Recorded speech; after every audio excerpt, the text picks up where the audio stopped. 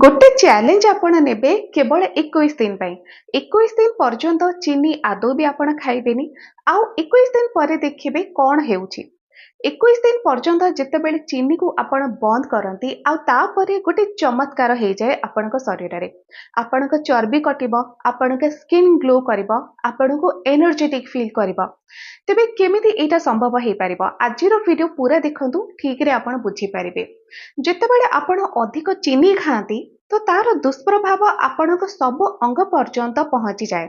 आपणक skin रे बहुत व्रण उठिबो आपणक skin dull देखा जिवो आपणक पेटरे चर्बी लागिबा स्टार्ट हे जिवो धीरे धीरे आपण मोटा ही जांती एमिति कि आपणक दिन सारा अलसुआ फील हबो। आपण भाबंती जे अलसुआ काहे कि फील होउची किंतु गोटे कारण सेई मिठा मिठा अर्थात जोटा कि आपण चीनी रूप रे खांती। तो जदि आपण चीनी बहुत अधिक खाउचंती एतिरे किछि भी आपण को लाभ मिलेनी कारण चीनी रे किछि सेमती खाइबा भलिया न थाए केवल मिठा स्वाद थाए ना सेतिरे फाइबर अछि ना किछि विटामिन अछि। तेबे आपण खाउचंती ताकू कोन पाई केवल मिठार स्वाद पाई मिठा स्वाद पाई आपण अलगा किछि भी तो खाई परिबे कोन अलगा खाइबे सेटा आगो को ए वीडियो रे जानिबे। किंतु जेतेबेले चीनी को प्रस्तुत करा जाए बहुत सारा केमिकल प्रोसेसिंग द्वारा ताको प्रस्तुत करा जाए आ जो प्रकार से केमिकल्स यूज करा जाए प्रोसेसिंग करबा पई से केमिकल भी तो आपनक पेट भीतर को जाउची आ धीरे धीरे करके एटा आपनकर अभ्यास रे भी परिणत हे जाए। आपण चार गोटे चम्मच चीनी पकाउचंती सेटा आपनकर अभ्यास हे गला जो थरे आपनको बिना चीनी वाला चा पसंद ही आसीबनी आपण पी पारंतिनी।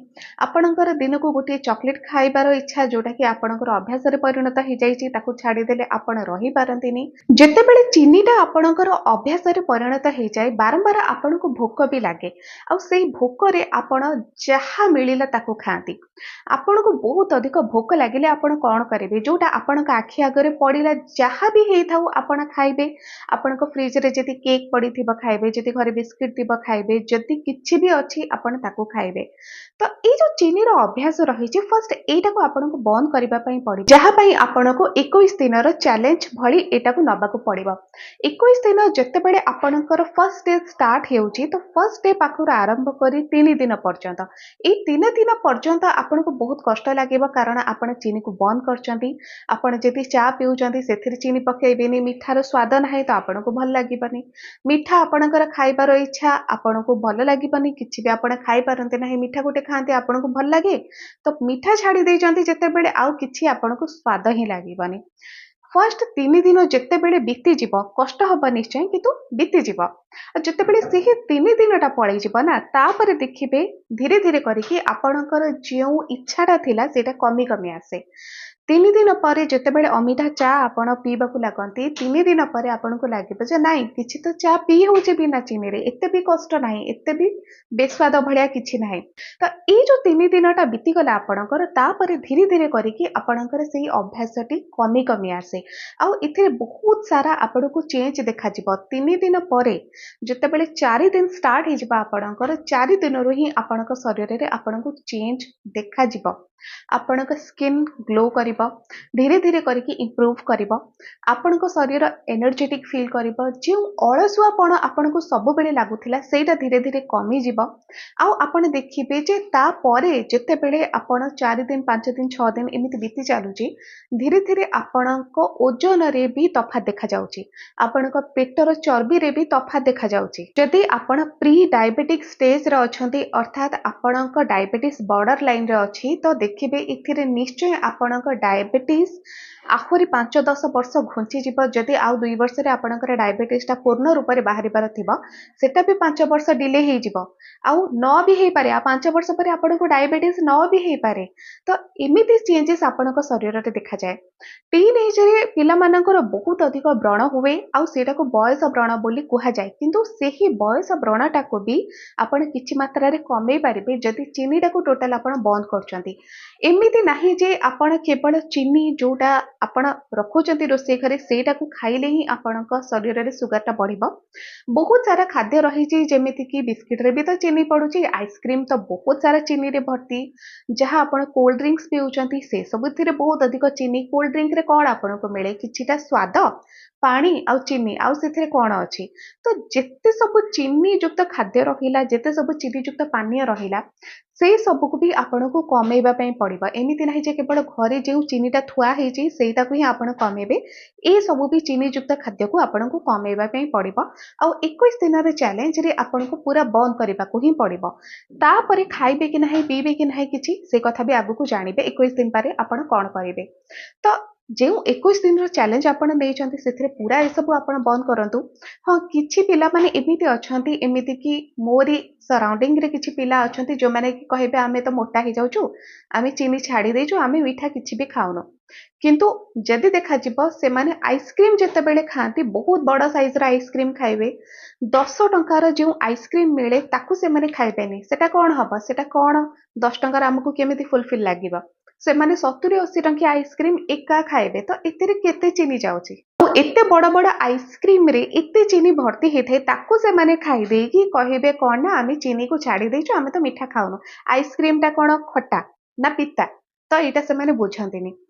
ଏମିତି ଯଦି ଆପଣ ଖାଇବେ ତ ସେଟା କିଛି ବି ଚ୍ୟାଲେଞ୍ଜରେ ଯାଉନି। ଆପଣ ଆଇସ୍କ୍ରିମ୍, କୋଲ୍ଡ ଡ୍ରିଙ୍କ୍ସ ଏ ସବୁକୁ ସେଇ 21 ଦିନ ପର୍ଯ୍ୟନ୍ତ ବନ୍ଦ କରନ୍ତୁ। ଯେତେବେଳେ ଚିନିକୁ ଆପଣ ବନ୍ଦ କରିଦେଲେ ତ ବାରମ୍ବାର ଭୋକ ଲାଗିବାର ସମସ୍ୟା ବି ଆପଣଙ୍କର କମିଗଲା, ଯୋଉଥିରେ ଆପଣଙ୍କର ଖାଦ୍ୟଟା ବି ମ୍ୟାନେଜ ହେଇଯିବ।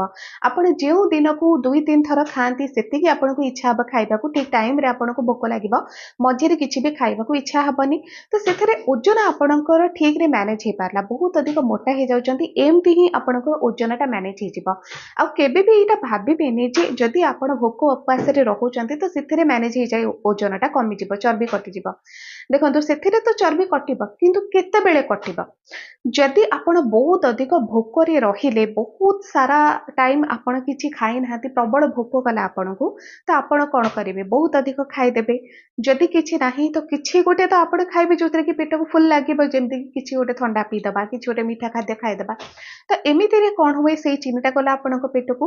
ଆଉ ଯେତେବେଳେ ଭୋକ ଲାଗି ବହୁତ ଅଧିକ ଆପଣ ଭାତ ଖାଇଦେଲେ କି ରୁଟି 5-6 ପଟ ଆପଣ ଖାଇଦେଲେ, ତ ସେଥିରେ ଅଧିକ କ୍ୟାଲୋରି ପଳେଇଲା, ଏଥିରେ ତ ପେଟରେ ଚର୍ବି ଲାଗିବ ନିଶ୍ଚୟ। ଆପଣ ଏମିତି ଆଦୌ ବି କରିବେନି। ବହୁତ ଅଧିକ ଭୋକ ପର୍ଯ୍ୟନ୍ତ କେବେ ବି ଆପଣ ରହିବେନି। ଭୋକ ଲାଗିଲା ତ କିଛି ନା କିଛି ଖାଆନ୍ତୁ। କିଛି ନା କିଛି ଖାଇବାର ଅର୍ଥାତ୍ ହେଲା ଯାହା ରୋଷେଇ ହେଇଛି ଆପଣଙ୍କ ଘରେ ସେଇଟା ଖାଇଦିଅନ୍ତୁ। ଯଦି କିଛି ବି ନାହିଁ, କାକୁଡି ଗୋଟେ ଅଛି ତାକୁ ଖାଇଦିଅନ୍ତୁ। ପୁଣି ଆପଣ ଭାବୁଥିବେ ଯେ ଯଦି ଆମେ ମିଠା ଆଦୌ ବି ଖାଇବୁନି, ଆମର କେତେବେଳେ କେମିତି ଇଚ୍ଛା ହବ ମିଠା ଟିକେ ଖାଇବାକୁ, ଆମେ କଣ କରିବୁ। ଆପଣଙ୍କର ଯଦି ଇଚ୍ଛା ହେଉଛି ମିଠା ଟିକେ ଖାଇବାକୁ, ତ ଯେଉଁ ଫଳଟି ଆପଣ ଖାଉଛନ୍ତି, ଯୋଉଟା ଆପଣଙ୍କ ପସନ୍ଦର କିଛି ବି ଫଳ ହେଇପାରେ, ସେଟା ଆମ୍ବ ହେଇପାରେ, କଦଳୀ ହେଇପାରେ, ଅଙ୍ଗୁର, ଯୋଉଟା ଆପଣଙ୍କୁ ପସନ୍ଦ, ସେଥିରେ ତ ଟିକେ ମିଠା ଅଂଶ ଅଛି ନା ନାହିଁ, ନ୍ୟାଚୁରାଲି ସୁଇଟନର ତ ସେମାନେ ବି।